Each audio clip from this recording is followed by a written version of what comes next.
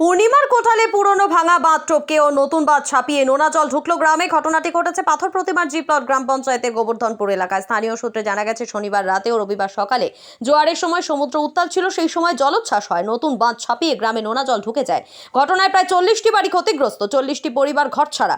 এই পরিস্থিতিতে ওই এলাকার বাসিন্দারা আতঙ্কিত। তারা রাতে ঘর ছেড়ে অন্যত্র আশ্রয় নিয়েছেন। বর্তমান বাড়ির চারিদিকে নোনা জল জমে রয়েছে। জানা গিয়েছে, গত প্রায় 6 মাস আগে নদী বাঁধ ভেঙে ওই এলাকায় নোনা জলে প্লাবিত হয়ে গিয়েছিল। তারপর রাজ্য সরকারের উদ্যোগে এখানে জমি অধিগ্রহণ করে রিংবাঁধ তৈরি করা হয়। এতদিন পর্যন্ত এই এলাকা সুরক্ষিতই ছিল, কিন্তু পূর্ণিমার কোটালে ওই রিংবাঁধ ছাপিয়ে নতুন করে গ্রামে নোনা জল ঢুকেছে। ভালো নেই, আমরা এই রাস পূর্ণিমার কোটালে আমাদের গোটা জলোচ্ছ্বাস হয়ে গেছে।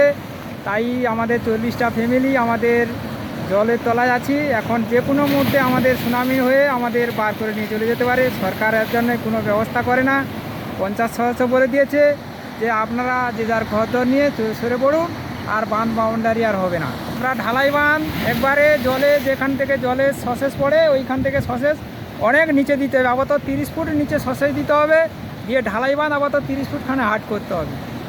তবে এখানে যা কাজ করি হয় সমস্ত চুরি চামারি হয়ে চলে যায়, সেরকম ভালো কাজ মজবুতি হয় না। আপনারা দেখছেন news.in, একতরফা নয়, নিরপেক্ষ খবর। আপডেটেড থাকতে সাবস্ক্রাইব করুন আমাদের চ্যানেল news.in আর বেল আইকনটি প্রেস করতে ভুলবেন না। শারদ উৎসব উপলক্ষে ইন্দ্রপুরী রেডিও স্টোরসে এলজি, সোনি, আইএফবি, হায়ারের মতো বিভিন্ন নামি দামি ব্র্যান্ডের টিভি, ফ্রিজ থেকে এসি, ওয়াশিং মেশিনের মতো যাবতীয় ইলেকট্রনিক্স জিনিসপত্রের উপর বিশেষ ছাড়। আজই আসুন আর সহজ মাসিক কিস্তিতে নিয়ে যান আপনার পছন্দের জিনিস। আমাদের ঠিকানা কাকদ্বীপ পোস্ট অফিসের নিকট, কাঠপোলের ঠিক পাশে। ফোন নম্বর 9732601584 এবং 9734944198।